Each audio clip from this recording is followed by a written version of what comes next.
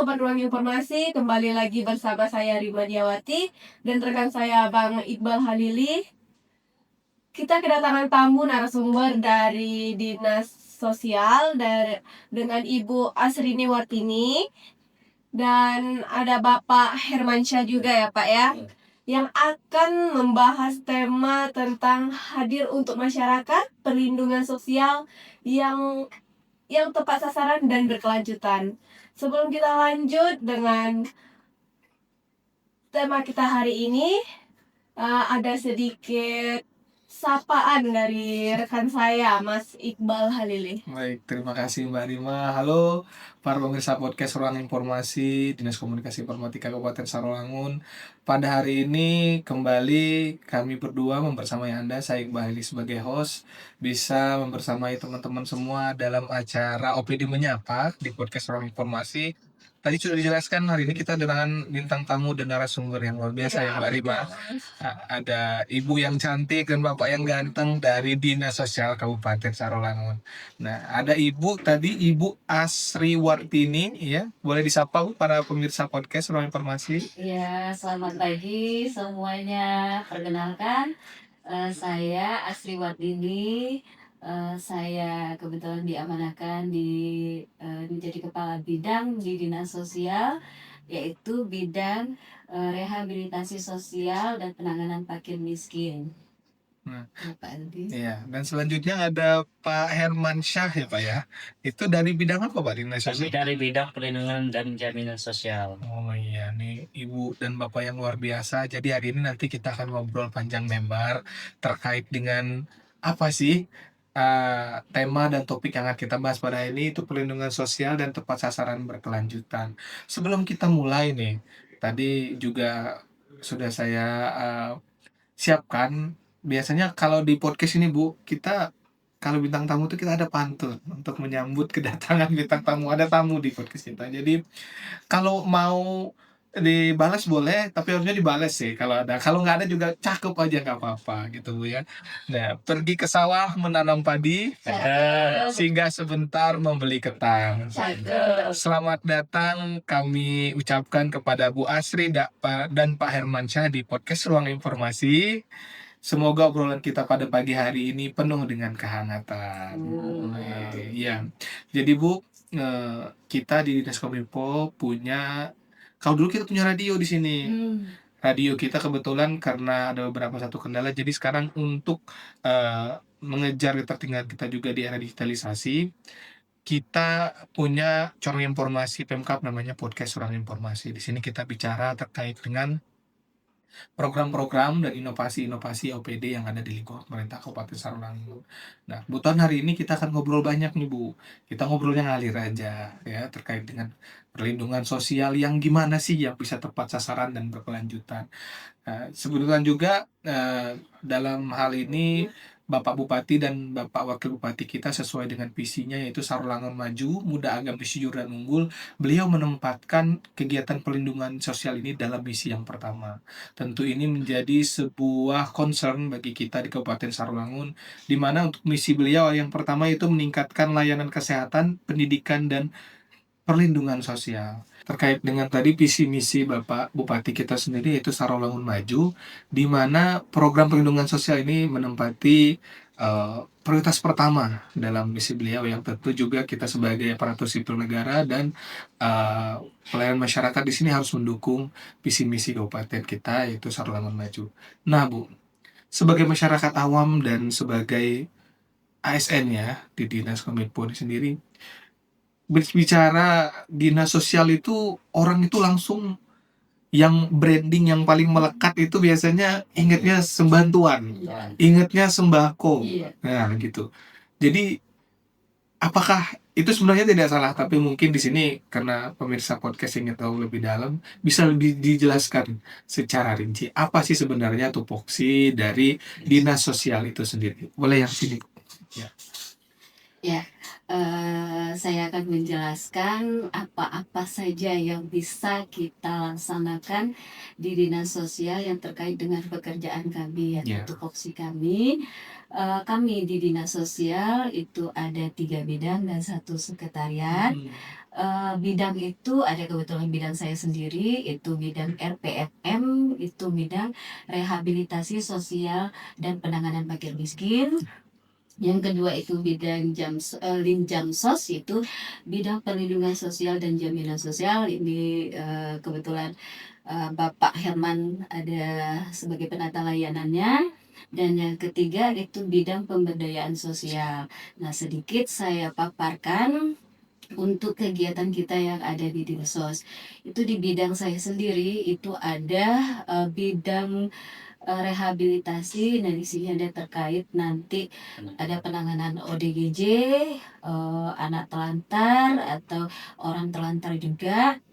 Itu ada juga di penanganan fakir miskin.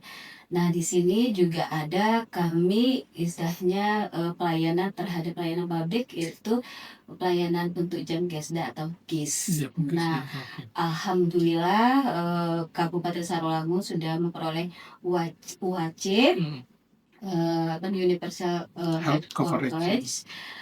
Dan dari sini dinas sosial itu ada program prioritas yaitu Jamkesda prioritas. Artinya apa? Masyarakat Kabupaten Sarolangun yang tidak mampu itu bisa memperoleh layanan kesehatan langsung, walaupun belum aktif istilahnya KIS-nya karena ada masalah sebelumnya itu terkait penonaktifan atau pengalihan dari medsos. Nah, itu dengan adanya WAC ini, pemerintah Kabupaten Sarolangun ada itu program Jamkesda prioritas dapat kita bantu untuk jaminan kesehatannya langsung ke BPJS Kesehatan. Itu bisa diperoleh dalam 1 kali 24 jam untuk untuk pengaktifan jaminan kesehatannya. Nah, jika ada permasalahan tadi di antara ini mungkin kita bisa sampaikan ke BPJS juga, mungkin bisa di hari berikutnya, tetapi biasanya itu 1 kali 24 jam. Nah, di sini kita sampaikan juga untuk yang memperoleh perlindungan atau jaminan sosial yang bisa kita sampaikan atau berikan kepada masyarakat Kabupaten Sarolangun itu yang ada namanya desil. Di sini itu desil itu mengkategorikan bahwa masyarakat kita masuk dalam kategori mampukah atau tidak mampu.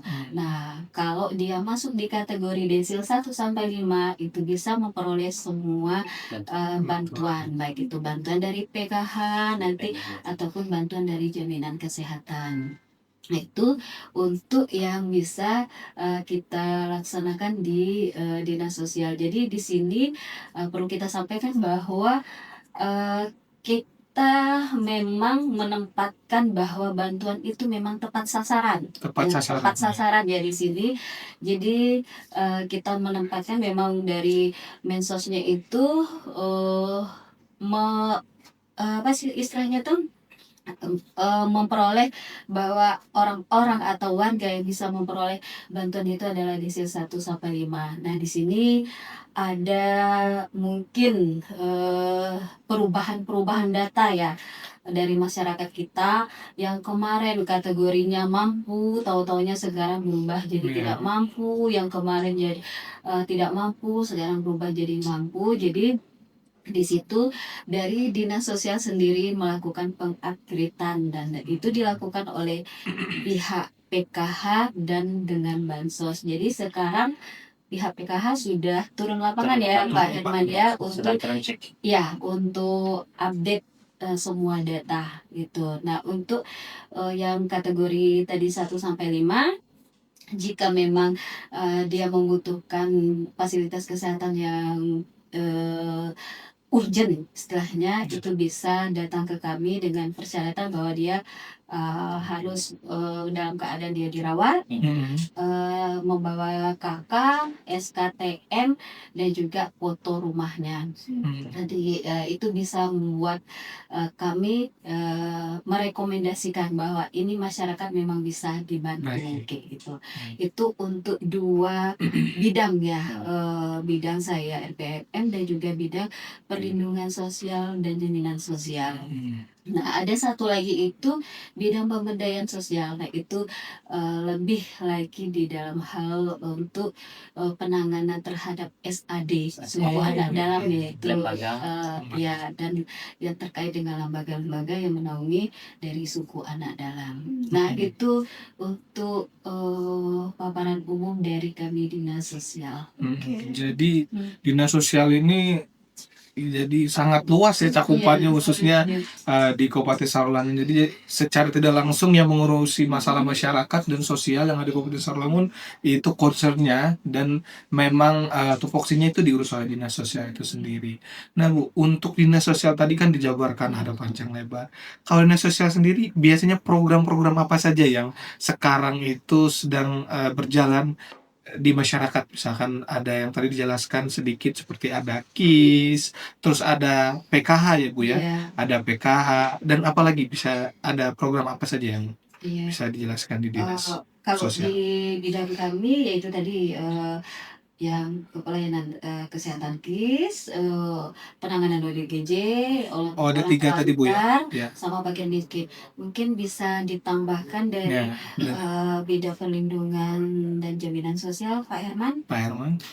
Baik, untuk di bidang perlindungan dan jaminan sosial, kita ada 2 program. Program Yang utama Pak pertama ya? ada program penanganan bencana, Penanganan bencana. kemudian yang kedua ada program perlindungan itu sendiri. Nah, untuk penanganan bencana kita ada kegiatan yaitu penyediaan makanan atau sandang bagi warga yang terdampak bencana. Contohnya baik itu bencana alam maupun bencana sosial.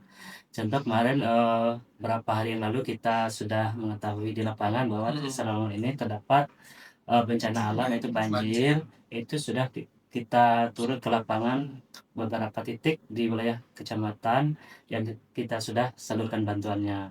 Kemudian untuk bantuan perlindungan perlindungan sosial yang perlindungan sosial, Masyarakat Islam.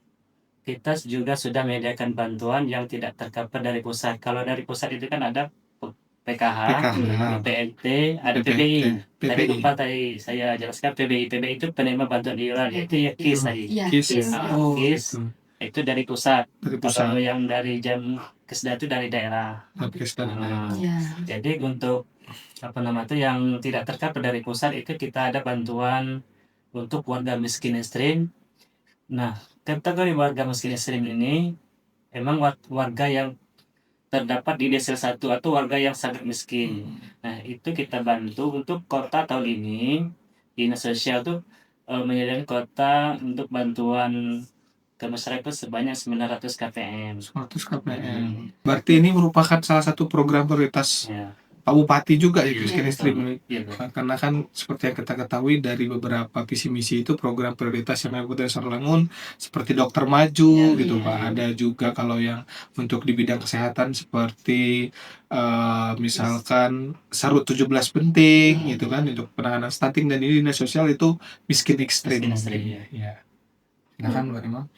Nah, Bu, sebelum kita masuk ke dalam lebih yang itu lagi, ini saya mau tanya nih, bagaimana nih Dinas Sosial mewujudkan visi misi Bapak Bupati dan Wakil Bupati Sarolangun? Dari visi misi yang Pak Bupati inginkan, yaitu tadi perlindungan sosial terhadap warga kita.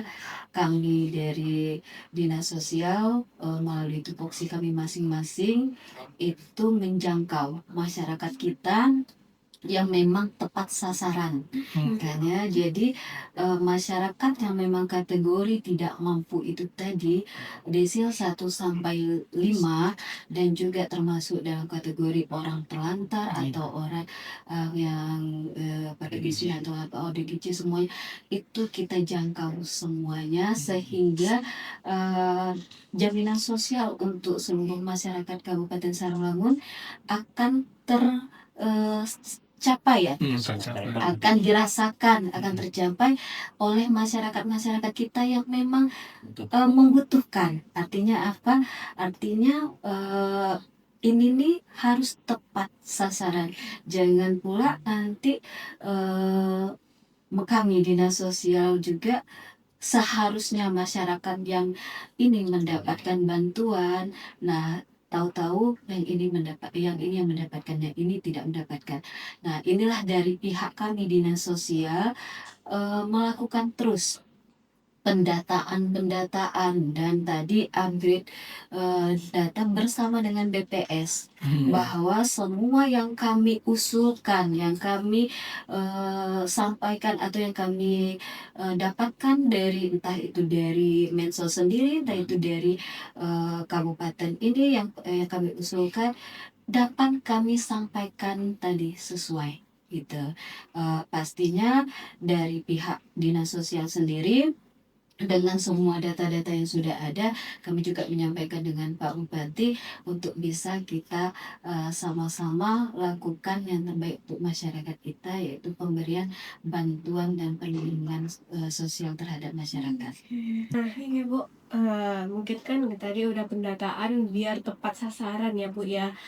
Nah, bagaimana nih langkah mencegah terjadinya penyalahgunaan dana PKH tersebut? Iya, itu yang sering kita dengar ya Di lah Pak lapangan. ya, kayak gitu kan. Dan di sini juga untuk kita sama-sama lah, masyarakat Kabupaten Sarolangun, jika memang ada yang tidak sesuai, boleh melaporkan dengan kami dinas sosial melalui call center kami. Oh, ada hotline-nya Bu ya?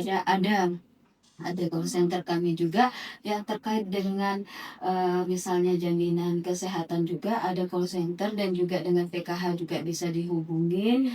Kami berharap juga ini kan antisipasi dari kami dinas sosial, yaitu melakukan tadi update data, dan kami melakukan penyusunan lagi bahwa ini masyarakat memang berhak loh. Ini masyarakat tidak berhak. Kenapa mereka juga dapat bantuan, sedangkan ini yang berhak nggak dapat bantuan? Iya betul. Nah, itu usaha dari kami dinas sosial melalui tim-tim kami tadi di PKH, dan bantuan juga dari BPS ya Pak Herman ya. Tetapi kita tidak menutup kemungkinan juga ada terjadinya ini, entah itu kita nggak tahu oknum mungkin ya di sini kategorikan, kita nggak ngerti, jadi kita nggak bisa juga menyangkau terlalu dalam atau terlalu luas. Kami mohon juga kepada masyarakat Kabupaten Sarolangun untuk jika memang bantuan itu tidak sesuai dengan keadaan semestinya, mohon laporkan ke kami, dan juga kami akan melakukan cek langsung lapangan apakah itu benar dan di mana terjadinya kesalahan. Jika itu memang benar, kami akan melakukan perubahan data gitu. Dimohon kerjasama semua masyarakat Kabupaten Sarolangun, sehingga semua masyarakat kita memang tepat sasaran dan tepat juga perlindungan sama jaminan. Oke. Jadi Bu, seperti yang kita ketahui kan, era sekarang kan sudah digitalisasi. Seperti yang Ibu tegaskan tadi, itu terkait dengan pelaporan. Itu di dinas sosial punya hotline center yang bisa dihubungi masyarakat, atau misalkan saya tahu dinas sosial itu, saya juga follow sebenarnya, punya akun Instagram Dinsos itu aktif ya, aktif sekali. Jadi mungkin di sini bisa diberi arahan ataupun himbauan pada masyarakat, bagi yang ingin melakukan pengaduan bisa langsung ke dinas sosial, langsung ke kantor dinas sosial, atau melalui media sosial resmi dinas sosial Kabupaten Sarolangun di media Instagram ya Bu ya. Nah, Instagram dan Facebook kalau nggak salah dinas sosial itu sendiri. Nah, mungkin untuk Pak Hermansyah nih Pak, terkait dengan perlindungan dan jaminan sosial ini, mungkin ada kaitannya sama yang pertanyaan Mbak Rima tadi. Saya mengalami sendiri di lapangan itu misalnya, karena kita kan, nah ya, ada masyarakat ya, kebetulan karena masyarakat melihat kita sebagai aparatur sipil negara tanya, Bang, kok saya tidak dapat bantuan sementara tetangga saya yang lebih lebih apa namanya Mampu lah. lebih mampu istilahnya, kalau bahasa dusunnya gitu kan, Iya. dia bisa mendapatkan bantuan. Nah mungkin hampir sama pertanyaannya itu. Untuk pendataan sendiri itu Pak Herman, apakah dari dinas sosialnya langsung yang turun ke apa namanya ke desa-desa, atau ada aparat di desa sendiri yang melakukan pendataan, dan bagaimana sih cara mencek kalau misalkan kita sebagai masyarakat tuh sudah terdaftar di bantuan ya, terutama dengan sekarang kan bisa pakai Google atau apa gitu, bisa dicek apakah ada cara ataupun solusi untuk melihat hal tersebut gitu. Baik, terkait masalah dapat bantuan atau tidak, kita di dinas sosial itu ada namanya operator. Nah, Operator operator itu di desa-desa sudah kita kasih aplikasi yang namanya itu 6NG. 6NG. Nah, 6NG. Jadi setiap desa sudah ada operator 6NG untuk pemutakhiran atau usulan baru bagi warga yang tidak terdaftar di dapat bantuan. Jadi kami sarankan kepada masyarakat, apabila masyarakat yang tidak dapat bantuan bisa melapor ke desa atau ke dinsos langsung. Ke dinsos langsung. Kemudian sekarang juga untuk pemutaran data kita juga punya kanal dari Kementerian Sosial supaya masuk ke DPSN dan dapat bantuan itu melalui SIGNJ di operator desa, kemudian call center dari Kementerian Sosial itu ada juga, kemudian ada cek bansos, kemudian ada juga lagi call center melalui WA, masuk ke Kementerian Sosial langsung. Jadi apabila masyarakat tidak tidak dapat bantuan, bisa melalui langkah tersebut untuk bisa masuk ke DTSN dan bisa mendapatkan bantuan nantinya. Ya, jadi kalau Mbak Rima, kalau kita ngecek itu jelas tidak terdaftar, kita kan di sini desilnya Pak ya, desilnya jelas berbeda gitu. Jadi Kita semua ASN ini terdaftar di DTSN. Tapi yang kalau ASN ini desilnya desil 6 sampai desil 10. Jadi Karena tidak data kita kan di DTSN itu kita padatkan dengan Dukcapil, PS, juga DTKS. Jadi datanya sudah masuk ke DTSN semua, data tunggal jadi. Jadi lintas sektor lah kerjanya, Dinsos sama Dinkes, sama Dukcapil juga gitu Sama ya. BPJS, BPJS Tenagakerjaan, terkait juga dengan lembaga-lembaga. Seperti jemput bola nih sekarang pelayanannya kepada masyarakat gitu ya. Mbak Rima? Nah, Ibu, tadi kan sempat kita sebelum mulai tadi ada ngobrol sedikit masalah tentang KIS ya. Iya. Sempat tadi itu juga dengan Mas Iqbal. Nah, itu KIS katanya lagi diperbincang dengan masyarakat, katanya sekarang tiba-tiba bisa nggak aktif. Ya. Itu gimana tuh? Kita punya kartu KIS cuman nggak pernah berobat menggunakan kartu KIS tersebut. Itu bisa tidak aktif. Nah, itu kenapa Bu bisa? Oh ya, ini sebelumnya memang ada dari Mensos sendiri, itu memang penonaktifan semua yang terkait bantuan ini. Nah, dikasih waktu itu oleh Mensos untuk pengaktifan kembali selama 6 bulan. Nah, jika dalam 6 bulan itu tidak diaktifkan, nah itu yang harus melakukan pendaftaran ulang lagi. Nah, pendaftaran ulang lagi itu kita harus melihat lagi apakah ini memang berhak memperoleh lagi atau tidak. Pas pada saat waktu dia dinonaktifkan, untuk diaktifkan kembali pun itu akan dilakukan pengecekan kembali apakah masyarakat ini masih berhak menerima KIS itu atau tidak. Itu tadi yang kami sampaikan sebelumnya, bahwa masyarakat itu jika masuk dalam desil 1 sampai desil 5 bisa kita lakukan pengaktifan kembali. Tetapi kalau jika dia sudah berubah desilnya menjadi desil 6 sampai 10, itu tidak dapat memperoleh lagi bantuan. Gitu. Jadi memang kembali lagi kepada masyarakat bahwa pengaktifan ini atau nonaktif ini bukan semerta-merta ada apa-apanya, bukan. Nah, di sini memang pihak Mensos atau pihak dinas sosial pun sendiri di sini mau memberikan perlindungan jaminan kesehatannya memang bagi yang membutuhkan dan ini tepat sasaran. Jadi di sini mohon kepada semua masyarakat untuk dapat jika memang merasa tidak mampu itu bisa melaporkan di dinas sosial. Nanti akan dilakukan uji lapangan ya, Uji uji lapangan. lapangan apakah bisa masuk di kriteria tadi desil 1-5 atau masuk di desil 6-10. Nah, kalau misalnya dari pendataan tadi bisa, kita bisa melakukan pendaftaran ulang lagi. Dan itu bisa kita lakukan, masyarakat boleh tanpa datang ke dinas sosial, boleh melalui call center dinas sosial dengan semua persyaratan yang sudah disampaikan. Oke. Iya. Gimana nih? Menarik sekali penjelasan dari Ibu tadi ya. Tentunya kalau bicara dinas sosial ini bicaranya tentang empati ya. Iya, Empati. betul. Iya, betul. kita masyarakat Iya. kan apalagi di zaman sekarang di tengah kita tahu Bu ini efisiensi Iya. anggaran gitu kan, dengan anggaran yang terbatas, terus juga dengan ada beberapa kondisi mungkin geopolitik global yang tidak Iya. stabil, harga yang semakin naik, masyarakat mungkin banyak banyak mengeluh gitu terkait dengan kehidupan sosialnya. Betul. Nah nih Bu, selama Ibu di dinas sosial Ibu ya, eh, apakah ada bisa ceritakan sedikit nggak ada pengalaman apa sih yang mungkin kira-kira menyentuh hati, mungkin ada orang yang datang ke dinas gitu Bu, yang bisa ceritakan berbagi ke teman-teman podcast semuanya terkait dengan permohonan bantuan ini sendiri gitu. Iya. Dan juga di dinas sosial sendiri apakah punya aplikasi khusus Pak?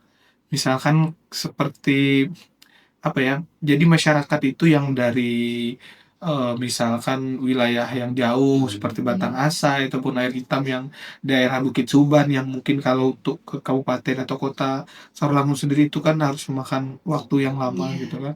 Itu kira-kira kalau misalkan terjadi permasalahan dalam eh, bantuan ataupun dalam jaminan kesehatannya sendiri itu kira-kira apakah ada seperti aplikasi ataupun call center yang bisa dihubungi langsung gitu Pak.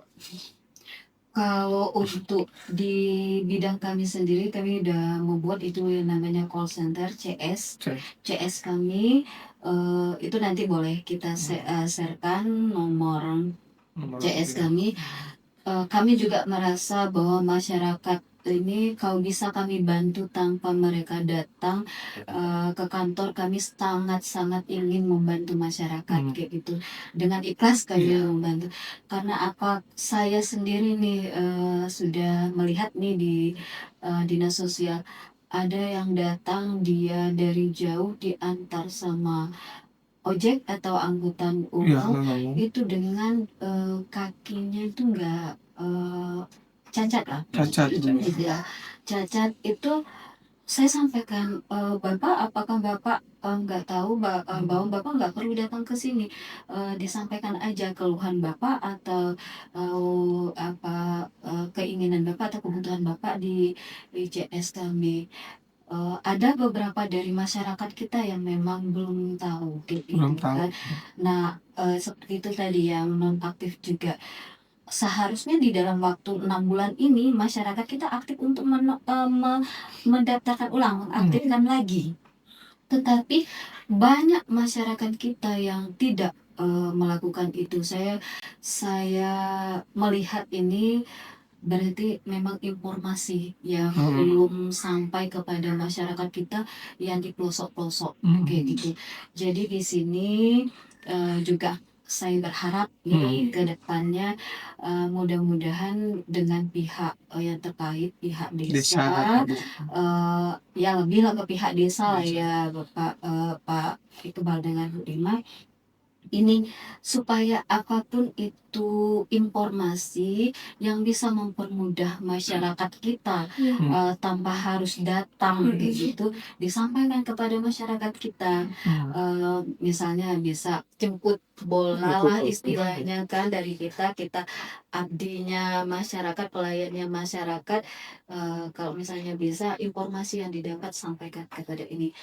Dan kami juga usaha juga ini dari dinas sosial, kayaknya banyak kami dari dinas sosial itu yang Gen Z tuh ya, Wah, ya istilahnya bisa melek iya teknologi Bu ya. melek teknologi, mungkin bisa nanti kita sampaikan bentuk aplikasi-aplikasi atau Iya. bentuk kayak himbauan atau video lah yang disampaikan biar masyarakat desa atau petugas desa lah bisa menyampaikan nah ini biar sampai ke seluruh masyarakat atau suatu waktu misalnya di desanya dipaparkan ini loh ini yang bisa dihubungin ini tanpa datang itu yang kami berharapnya. Ya. Kami juga di dinas sosial sedapat mungkin kalau bisa kami membantu kami akan bantu dengan ikhlas. Berarti kegiatan sosialisasi informasi dan edukasi pada masyarakat khususnya dari PDSA harus lebih proaktif kalau Iya bisa ya kalau Bu ya. menurut ini saya Iya. juga. Nah, terus Pak, kalau misalkan terkait dengan ODGJ itu sendiri kan kita lihat Bagian saya. bagian Ibu ya Bu ya. Ya itu di lampu merah itu kan Iya. kita lihat kalau Kabupaten Sarolangun kan pusatnya biasanya Iya, di sana tuh. betul. Sering kita lihat kan. Nah, itu sistemnya gimana sih Bu? Sistem pengendalian ataupun perlindungan sosial terhadap ODGJ ataupun anak-anak yang pang Ya, seperti itu. gitu. Dari beberapa ini kemarin terkait ada permasalahan terhadap Ya. ODGJ, kita udah insya Allah tangkap lah kayak gitu. Dari laporan, misalnya laporan dari masyarakat dan ada keluarga yang bertanggung jawab terhadap ODGJ ini, kita lakukan penanganan langsung kayak gitu. Langsung. Tetap kita koordinasi sama keluarga juga, Ya. sama ini juga. Jadi ODGJ itu sendiri kalau misalnya memang terjadinya itu tadi yang permasalahan yang agak patah lah istilah kita ya gitu kita langsung melakukan penanganan langsung dan kita bawa ke RSC kita bawa ke RSC rekomendasi dari kami itu yang bisa kami lakukan untuk saat ini. Kami himbau juga kepada masyarakat jika memang ada keluarga atau ini tergolong yang ODGJ tadi yang meresahkan bagi masyarakat tanpa ada rasa pertimbangan apa-apa boleh koordinasi dengan kami dinas sosial dan kita sama-sama cari solusi yang terbaik untuk masyarakat dan untuk keluarga sendiri. Solution lah Ibu ya. Iya, insya Allah kita akan dapat solusi bersama. Ya Pak, sejauh ini program PKH berdampak terhadap penurunan angka kemiskinan di Kabupaten Sarolangun sejauh mana? Iya. Kita berharapnya ya Pak ya Bu ya mudah-mudahan dengan bantuan ini ada kemarin saya mendapatkan juga dari pihak PKH sendiri sekretariat PKH itu menyampaikan sama saya ada program dari Kementerian Sosial itu ada kayak usaha mandiri dari masyarakat seperti tadi ada yang berdagang tempe ada yang produksi apa. Nah jadi dari Mensos sendiri Menteri Sosial itu dan Dinas Sosial itu berharap dengan adanya bantuan-bantuan ini masyarakat bisa menciptakan ini sendiri usaha dan bisa menekan angka tadi angka kemiskinan ekstrim dan juga dengan ada bantuan-bantuan tadi masyarakat bisa juga menggunakan bantuan itu secara baiklah dan bijaksana untuk kita kategori bisa kita menurunkan ketidakmampuan dari masyarakat kita. Itu berbentuk bantuan uang tunai ya Bu ya? Ada yang berbentuk uang tunai, ada juga yang berbentuk langsung seperti pangan dan pakaian. Boleh ditambahkan lagi Kalau untuk PKH itu bantuannya tunai semua. Tunai semua. Jadi kan dari Kemensos ada bantuan PKH, BPNT, ada PBI tadi itu. PBI itu ya KIS. Jadi bantuannya itu semuanya dalam bentuk tunai. Iya. Kemudian masalah penurunan angka kemiskinan kayaknya dari dulu sebenarnya itu. Iya. Mudah-mudahan Jadi, nanti ada program juga dari tapi saya melihat kemarin itu pas saya menandatangani berita acara, saya lihat ini untuk apa gitu kan, untuk ini Bu, karena ini ada program dari Mensos untuk mandiri, mereka wirausaha mandiri kayak gitu kan. Jadi di situ saya lihat, oh ini berarti bisa nih menurunkan angka kemiskinan dari masyarakat kita. Nah, itu yang kita harapkan. Tetapi ada juga itu tadi bentuk bantuan yang memang bantuan darurat tadi memang sebenarnya nggak bisa begini, saya tambah sedikit. Iya, siap. Seandainya kalau masyarakat kita ini sadar, Iya. sadar, otomatis angka kemiskinan di pedesaan mungkin bisa menurun. Tapi kalau bicara masalah bantuan, kita sama tahu lah kan. Iya, betul, Pak. Apalagi kita di Kabupaten Serang ini kan masyarakatnya ini apa namanya itu? Menerima apa namanya itu? Tidak apa namanya, kurang itu ya Pak ya, kurang mau Yang namanya bantuan itu tepat sekali ya. tanpa ada istilahnya itu ini bisa menambah ini Iya. mereka Artinya gitu dengan kan. adanya bantuan Ya, tadi itu itu dia bisa lebih menggunakan kreatif. ya itu. Jadi dari situ mereka bisa memperoleh nih apa namanya pemasukan uang lagi. Dari bantuan tadi digunakan oleh mereka bisa berwirausaha lagi untuk bisa meningkatkan tarif hidup. Tapi kayaknya bukan cuma di Serang langsung gitu. Iya, Di seluruh Indonesia kayaknya. Makanya Sebenarnya kan bantuan mereka itu kan Iya. sebagai rangsangan. Nah, itu. Tapi kadang masyarakat kita terkait itu lah sama dengan gaji pokok istilahnya. Perangkapan lain. Lain. Seharusnya uang tersebut untuk digunakan Kan untuk penambahan kehidupan selanjutnya. Jadi dia pikir mungkin udah bulan depan bakalan dapat lagi. Itu tugas kita bersama Iya. untuk merubah pola pikir dan membangun kesadaran masyarakat terkait dengan bantuan. Itu bisa juga itu untuk kedepannya harus dilakukan gimana nih supaya masyarakat jangan berpikir untuk dapat bantuan sosial lagi. Itu sudah kita kan di Indonesia kan ada SDM pertama. Ya. Di setiap kecamatan sudah ada pendampingnya. Jadi sudah mereka sosialisasikan mereka kan setiap bulan ada pertemuan kelompok. Jadi sudah diadakan setiap bulannya. Yang berharap ya itu tadi ya Pak ya, ada inovasi dari mungkin kalau sudah mampu bisa mengundurkan diri sendiri kan masyarakatnya. Makanya mungkin itu tadi tetangga saya ada nanya gitu kan. Mungkin dulu pas waktu didata dia istilahnya masih mampu pas tiba-tiba ini kayak tahu hidup seperti apa. Itu dari permasalahan kita ya. Semua menyampaikan seperti itu di semua masyarakat. Kok Bu dapat ini, kamu nggak dapet ini, kayak gitu kan. Sebelumnya sampai ditanya sebelumnya gimana ya, kami sebelumnya memang masuk kategori ini tetapi kan kami tidak mampu lagi Bu. Oke, nanti itu di update lagi sama ini. Tapi itu tadi kita minta juga kepada masyarakat bahwa bantuan ini tidak semata-mata ya, tidak semata-mata merubah tarif ini kita, kehidupan kita. Kalau misalnya memang ada bantuan itu tadi ya, kita inovasi, kita berusaha lagi, semoga dengan bantuan-bantuan tadi bisa membantu kita untuk naik gitu kan. Karena ada beberapa program juga ya Pak ya gitu kan.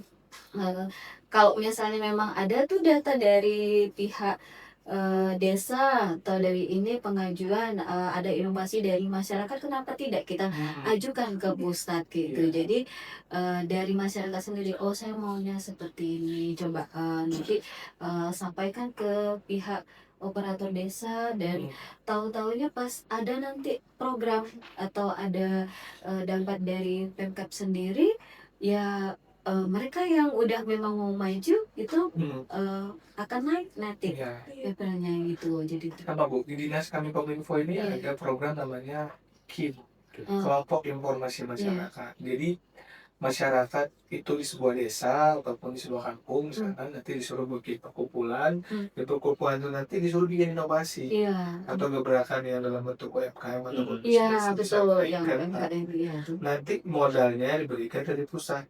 Nanti bagi masyarakat juga yang mau untuk mendapatkan ini, silahkan untuk membuat beberapa satu kelompok atau beberapa orang nanti bisa datang langsung ke Dinas Komunikasi dan Diskon Kabupaten Sawangan, nanti kan kita jelaskan untuk teknisnya di sini. Nah dari itu nanti mungkin dengan adanya modal dari Usaha lah usaha jadi ya. ini itu juga bisa membantu, tapi bukan itu jadi semata-mata organan kita. Iya. Nah, mungkin sekarang untuk Pak Hermansyah terkait dengan perlindungan dan jaminan sosial, selama ini Pak Bupati pernah ikut nggak dalam penyerahan PKH itu sendiri? Atau Pak Wagub misalnya Baik, untuk sejauh ini? program PKH sejauh ini baik itu Pak Bupati atau Pak Wagub sudah Pernah ikut Pak ya? pernah ikut.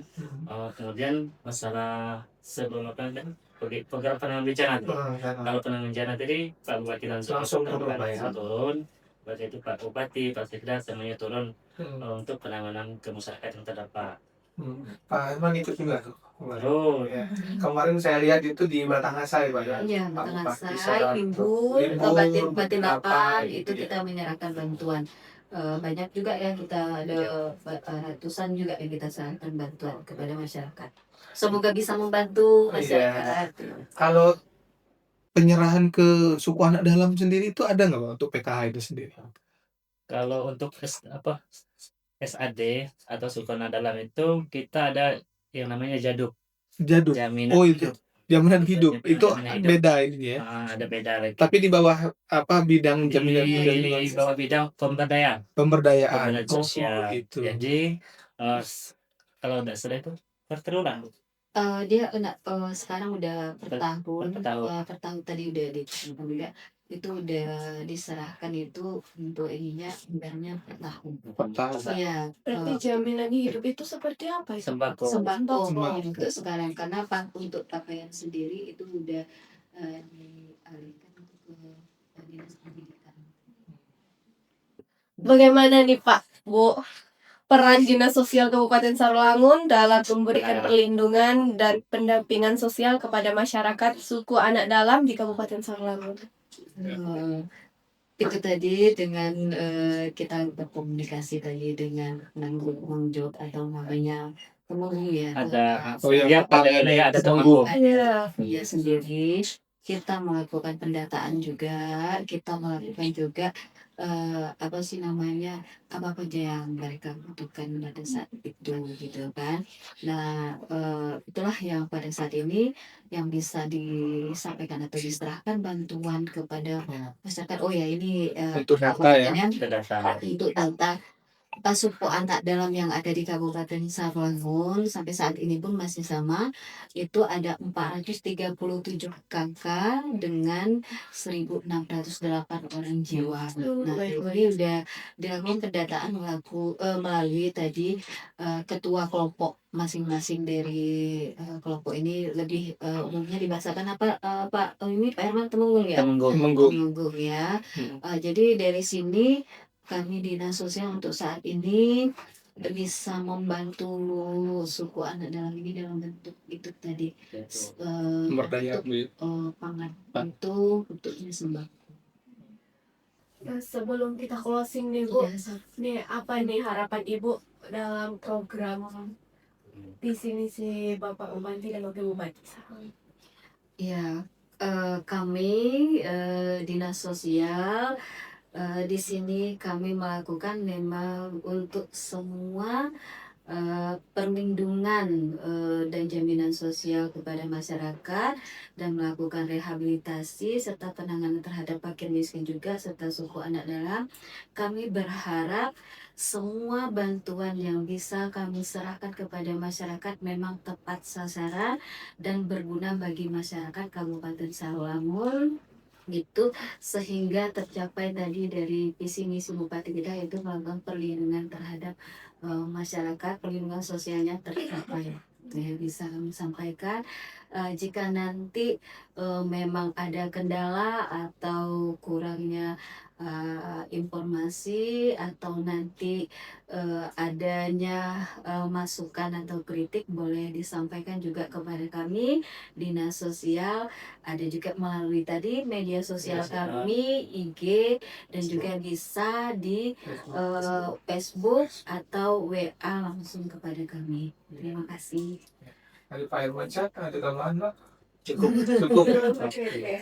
Nah, sebelum kita tutup nih, mungkin ada sedikit kesimpulan dari rekan saya Mas Iqbal. Baik, tadi dari perbincangan kita nih materinya daging sekali karena ibu ini ngejelasinnya dinas sosial ini kalau menurut saya salah satu dinas yang paling rumit ya karena mengurusi masalah sosial.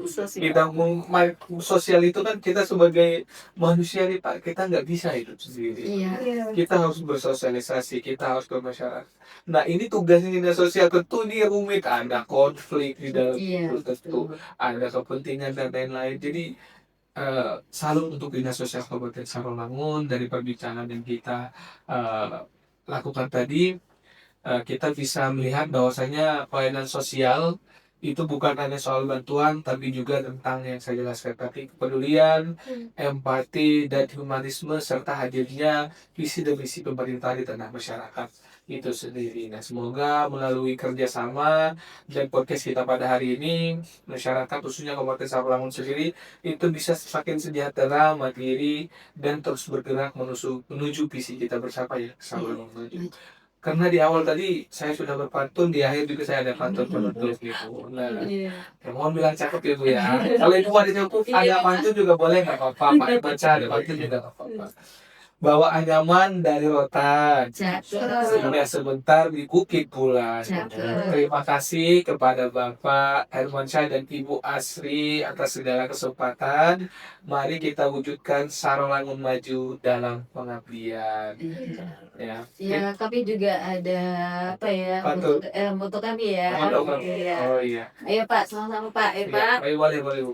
Dinas Sosial Ikhlas melayani. Oh gitu. Indonesia Iya. Ikhlas melayani. Iya. Nah, gitu Mbak Irma. Oke, terima kasih Bapak Ibu udah mengisi acara kita hari ini.